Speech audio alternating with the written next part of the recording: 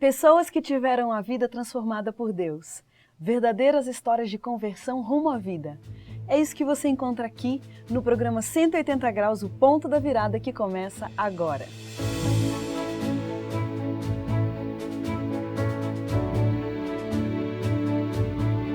Quando sentimos o toque de Deus na vida, uma mudança acontece.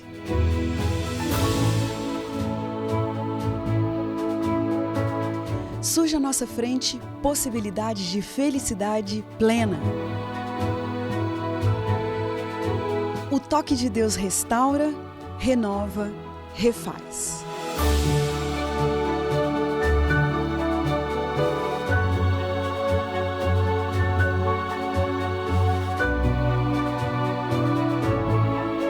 Hoje conheceremos uma pessoa que experimentou essa graça maravilhosa. Ela vai nos contar sobre essa mudança de 180 graus que lhe trouxe paz.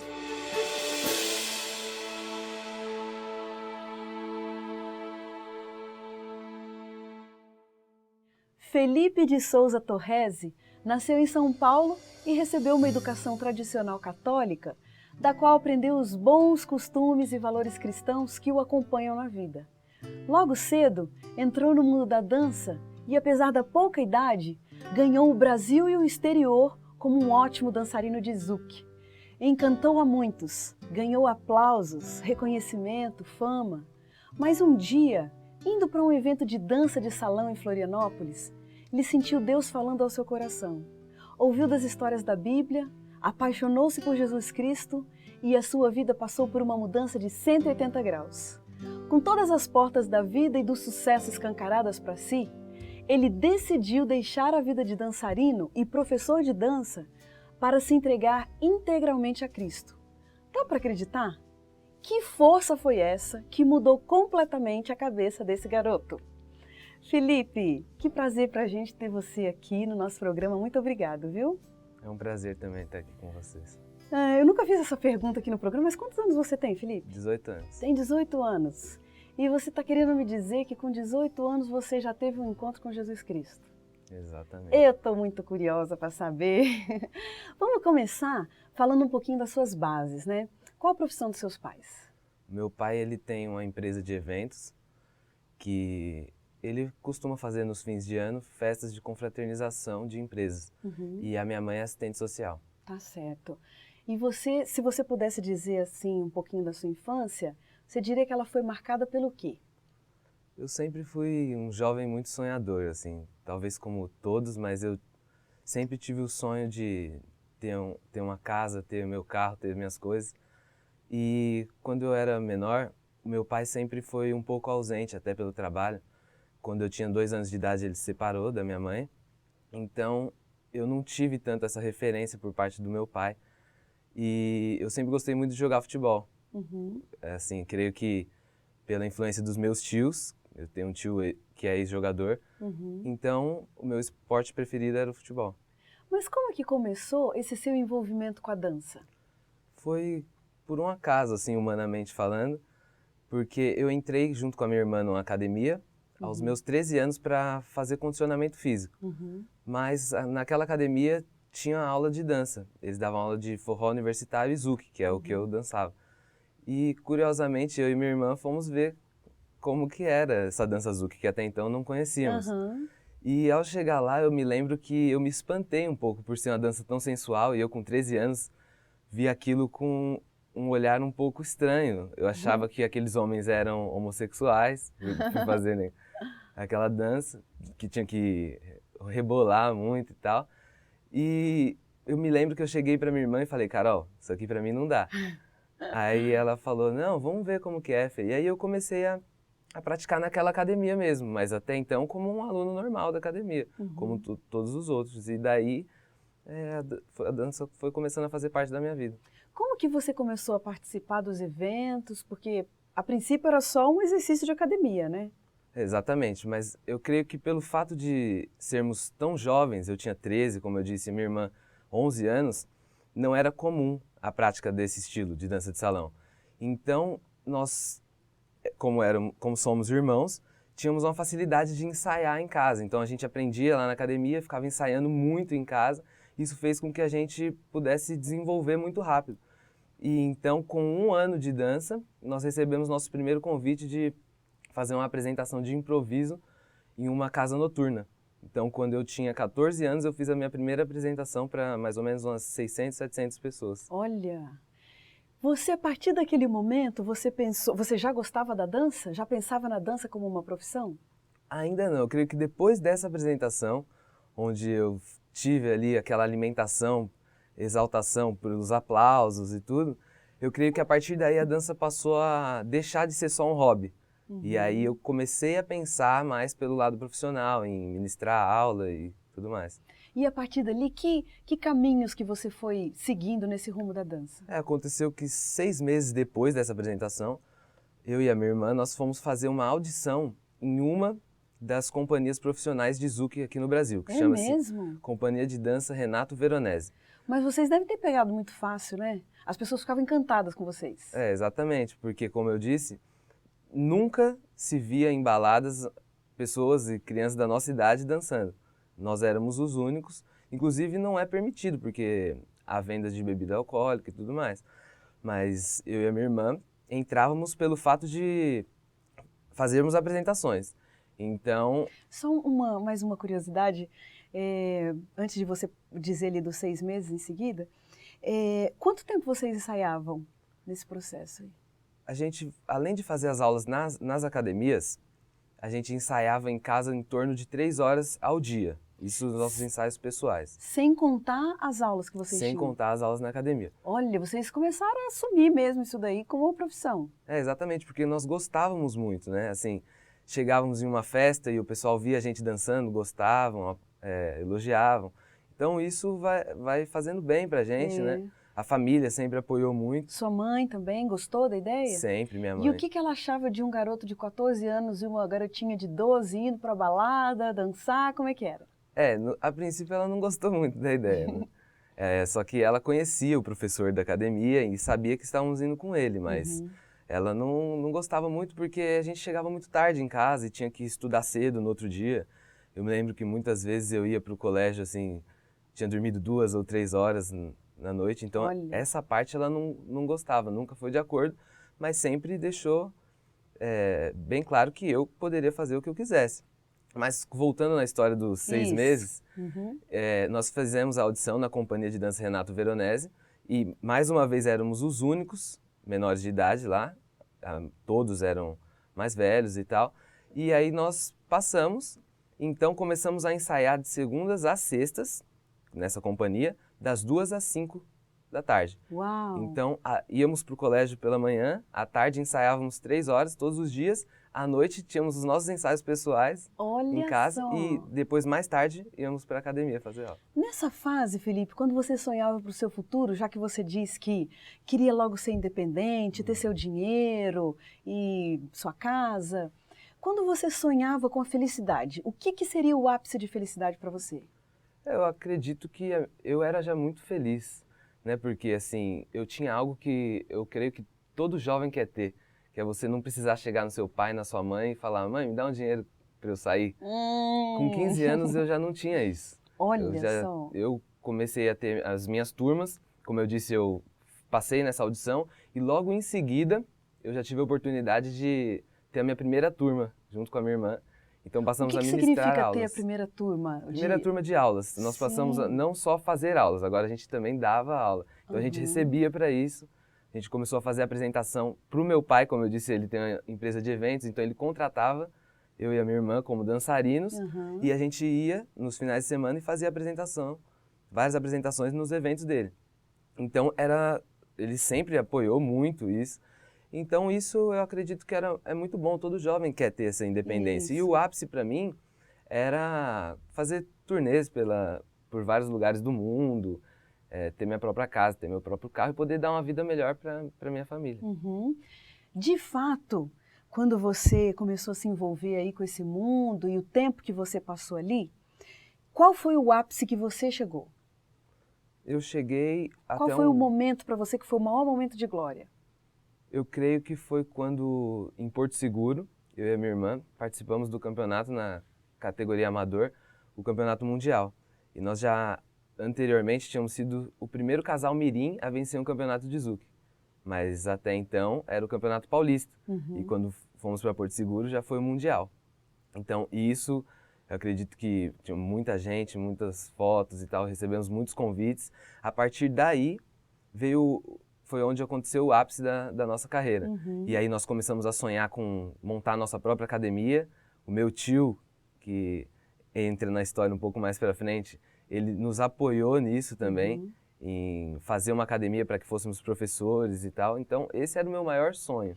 Você se classificava como um adolescente bem disciplinado, bem regrado, ou você já começou a se enveredar pelo mundo das aventuras? Como é que foi seu comportamento nessa fase? Então, em relação a bebidas alcoólicas, drogas, eu nunca me envolvi com esse lado, apesar de que nas baladas que frequentávamos as pessoas usavam, assim, bebida, normalmente, mas nós não. Eu e a minha irmã nunca entramos para isso, mas eu creio que pelo fato de ser uma dança muito sensual e eu estou ainda na idade em que os hormônios estão à flor da pele, né? Isso foi mexendo muito comigo. Então, para esse lado de promiscuidade, de muita mulher, isso foi me afetando muito. Entendi. Então, nessa questão, sim. Com relação, Felipe, só mudando um pouquinho, né, agora o foco, com relação à educação religiosa, base religiosa, você teve uma educação religiosa? Como que era esse fato na sua vida? A minha avó, ela é muito religiosa até hoje, né? Eu aprendi muito com ela e sempre, nunca deixei, não é por causa da dança que eu deixei de fazer minhas orações. É mesmo? Já conversava com Deus antes de dormir. Quando eu não fazia isso, não era a mesma coisa no outro dia. Então eu tinha esse relacionamento, mas era um Deus que eu criei. Era um Deus que ele tinha que suprir as minhas necessidades. Você não conhecia exatamente quem era Deus? Eu não conhecia exatamente o caráter desse Deus, Entendi. até porque nós entendemos que Deus criou a sensualidade, mas única e exclusivamente para o contexto do casamento. E eu cheguei a pedir para Deus para que ele me desse mais mulheres e tudo mais. Então era um Deus que eu criei, mas era um amigo. Felipe, dentro desse contexto, seu pai trabalhando com eventos, tudo o que você me falou no primeiro bloco vai costurando de uma forma que você tinha tudo para seguir nesse rumo. E eu quero saber o que aconteceu, que foi o ponto da virada na sua vida. Inclusive, quando eu tive esse encontro com Jesus, foi em uma viagem a trabalho, relacionada à dança também. Eu fui participar de um congresso em Florianópolis e o meu tio, que havia se convertido há 4 meses, havia tido também esse encontro. O meu tio, que antes eu via deitado todos os dias de ressaca lá na minha casa, então, ao ver essa mudança na vida dele, ver que não era mais dessa forma que ele levava a vida dele, isso me deixou curioso. E quando eu fui para esse evento com a minha irmã, ele perguntou pra gente se ele não podia nos acompanhar. E geralmente não acontecia isso, nós íamos sozinhos ou com a companhia de dança que, como eu disse, nós participávamos. E lá em Florianópolis foi onde eu tive meu primeiro estudo bíblico. Mas como que aconteceu isso? Nós chegamos pro evento numa sexta-feira à noite. Eu lembro que foi aí onde eu tive minha primeira, assim, na época, decepção com relação à igreja adventista, porque era num sábado, né? E nós teríamos um evento para fazer naquele dia. E o meu tio falou que não poderia levar-nos naquele dia e a gente ficou bastante decepcionado. Falou, poxa, ele falou que ia vir com a gente, mas agora ele não quer nos levar, né? A gente precisa ir, precisamos dançar. Só que naquela mesma noite que eu estava chateado, eu acredito que, como jovem, sempre gostei dessa tema de guerra, tudo mais, e foi o que Deus usou o meu tio para me falar naquele momento, sobre a guerra que houve no céu, sobre da onde surgiu todo o sofrimento de hoje, e aquilo foi me acalmando. Eu passei a não ficar mais com a mente lá no evento e comecei a ter ali meu primeiro contato com a Bíblia, com o caráter de Deus mesmo. Mas que coisa interessante. Você tinha o costume, você, né, já tinha dito anteriormente que você tinha seu contato com Deus, mas você lia a Bíblia? Não, até então eu nunca tinha lido a Bíblia. Agora seu tio chega para você, fala de uma guerra, né, um conflito cósmico no qual nós estamos inseridos, e aquilo acalmou seu coração. Exatamente. Que coisa interessante, Felipe. Por que você acha que esse tema, que isso te chamou a atenção, né? Você disse que já gostava de guerra, mas por que será? Você não tinha nada a ver com esse mundo. Eu pude entender um pouco mais o sofrimento, né? Porque até então nós moramos em um bairro bastante carente, assim, onde eu sempre via e vejo até hoje bastante crianças passando fome e tudo mais. Então foi nesse sentido que me confortou sobre algumas respostas, né? O porquê de tudo isso, o porquê de tanta injustiça nesse mundo, né? Agora, Felipe, uma coisa é você se encantar com um tema bíblico. Outra coisa é você ter um encontro com a pessoa de Jesus Cristo e ter a sua vida direcionada pelos princípios bíblicos, por Ele, por Jesus Cristo, né? Mudar o rumo da sua história. Como é que foi isso? Então, e quando voltamos para São Paulo, esse mesmo tio nos convidou a fazer uma visita em uma classe bíblica que acontece na igreja do Brooklyn, às quartas-feiras, e eu fui. E nessa classe bíblica eu me lembro que o primeiro tema que eu já me deparei era com relação ao sábado. E isso, assim, fez um reviravolta na minha vida, porque eu vi ali que era bíblico aquilo, e eu até então fazia apresentações nas sextas à noite. Como eu disse, eu trabalhava para o meu pai, então os eventos eram aos sábados e aos domingos. E quando eu falei para ele que eu não mais poderia trabalhar aos sábados, assim, ele ficou bastante descontente. Quando eu voltei de Porto Seguro, eu montei a minha própria companhia também. Então, eu e a minha irmã ensaiávamos, além de segunda a sexta, agora, aos sábados e aos domingos com a nossa companhia. Só que os ensaios eram aos sábados e aos domingos pela tarde. Então eu tive que modificar esse horário, mudei para depois do pôr do sol e fui tentando ajustar a minha vida de acordo com o que eu estava descobrindo, né? Como sendo a vontade de Deus. Mas, Felipe, tem gente agora que deve estar pensando, esse garoto é louco, esse garoto é louco. Um garoto prodígio, vivendo do mundo da dança, professor de dança com a sua própria companhia, trabalhando na sexta-noite, envolvido com esse mundo. Agora vai me dizer que só porque ele descobriu ali que tem um versículo na Bíblia que fala sobre o sábado, ele precisa agora mudar a vida toda? Por quê? Quando as pessoas me perguntam, né, por qual motivo eu parei de dançar, eu poderia citar, assim, diversos motivos bíblicos, mas a questão é que eu não parei por nenhum motivo bíblico. Eu parei porque o meu contato com Jesus, a minha comunhão com Ele, foi sendo mais íntima dia a dia, e o próprio Jesus foi colocando essa vontade em mim. É mesmo? Eu imagino que só alguma coisa sobrenatural para mudar o rumo da sua vida que estava dando tudo certo, né? Estava tão engatilhado. Fala mais um pouquinho pra gente, que negócio é esse de ter um encontro com Jesus? Que coisa é essa? Nesse mesmo dia que eu disse que é a quarta-feira, onde eu visitei o Brooklyn, foi onde eu senti a presença de Deus mesmo muito forte no meu quarto. E aí eu comecei a chorar ali e tal, e passei a criar o hábito de buscar um pouco mais, estudar sobre o caráter de Deus, que nos é apresentado através da sua palavra. E conforme foi passando o tempo, eu fui percebendo que não tem como servirmos dois senhores ao mesmo tempo, né? Ou você está de um lado ou de outro, um caminho não tem que ver com o outro. Mas, Felipe, você está querendo me dizer que outro senhor seria esse? Porque qual o problema de você dançar? Qual o problema de você ter a sua carreira, né? Você não poderia, então, continuar a sua carreira de dançarino, dança zouk, e ao mesmo tempo ler a sua Bíblia, vai para a igreja de vez em quando? Porque aí entra mais em relação à nossa própria natureza, né? Deus me criou como sendo um homem, então, como eu disse, a sensualidade foi criada no contexto do casamento. E quando eu ia para as noites e dançava ali com toda aquela sensualidade, isso despertava alguns sentimentos em mim que me fazia almejar outras coisas, sair de lá e sair com aquelas mulheres. E isso eu tinha certeza que no meu futuro ia me dar problemas no meu relacionamento, no meu casamento. Então isso também, mas como eu disse, não foi nenhum motivo bíblico pelo qual eu parei de dançar. Foi a minha comunhão com o próprio Jesus que foi fazendo com que essa vontade fosse surgindo dentro do meu coração, e Ele próprio foi me dando forças para largar isso. Enfim, apesar de eu ter todos os sonhos, como eu disse, de ter a minha própria academia, eu tinha certeza que os sonhos dele para mim eram outros. Que coisa linda! Gente, estou encantada. Eu estou encantada com você, com esse seu jeito de falar, com essa certeza, essa segurança que você tem. O que mudou na sua vida, dentro do seu coração, depois que você conheceu a pessoa de Jesus Cristo? Foi tudo, né? Na realidade é como se ele tivesse tirado aquele coração velho e agora me dado um coração novo. Mas você não tinha o sonho de ser dançarino, de viajar pelo mundo? Aí alguém pode pensar, Deus acabou com o sonho do garoto? É porque quando esse meu sonho se deparava com a eternidade, que é o que Deus propõe para mim, aí se torna muito pequeno.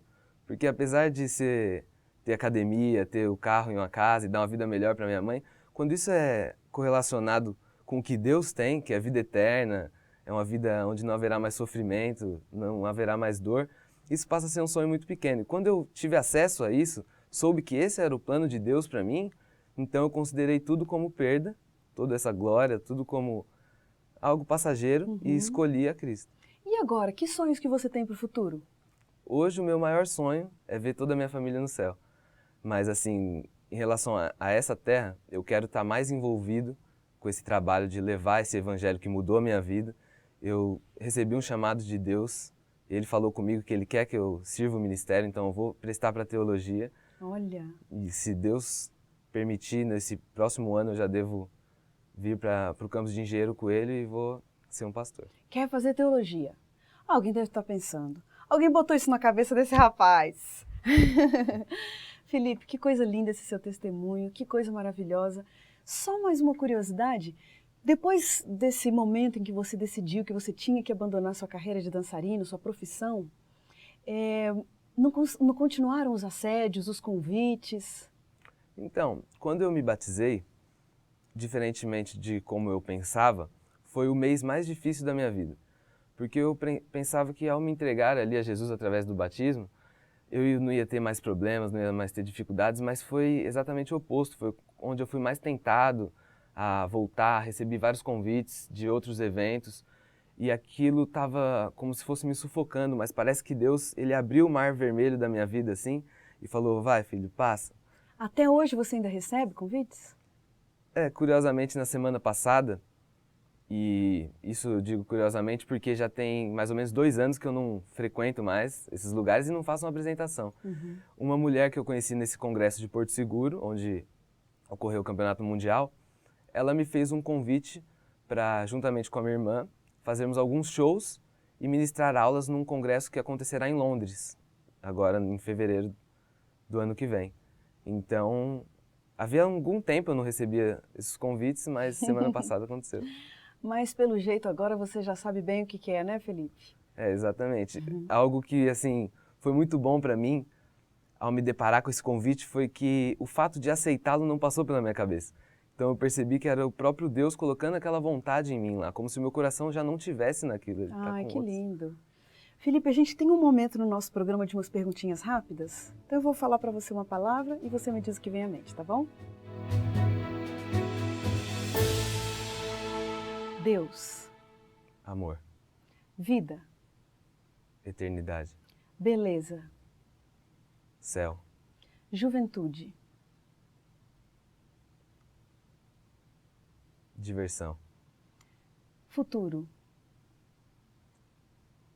felicidade, Sucesso.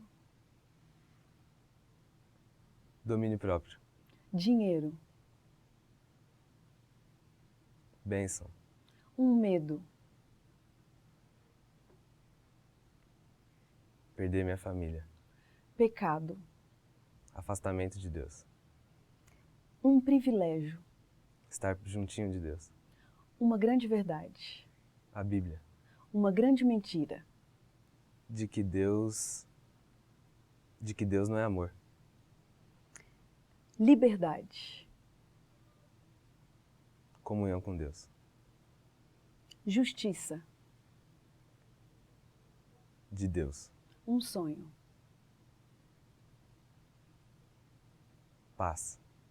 Um versículo da Bíblia que te acompanha.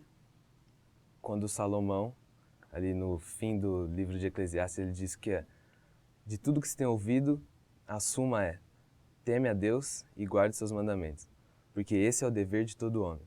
E aí quando a gente vai para as origens hebraicas, a gente percebe que esse texto é muito mais significativo, porque ele diz: teme a Deus e guarde seus mandamentos, porque este é todo homem.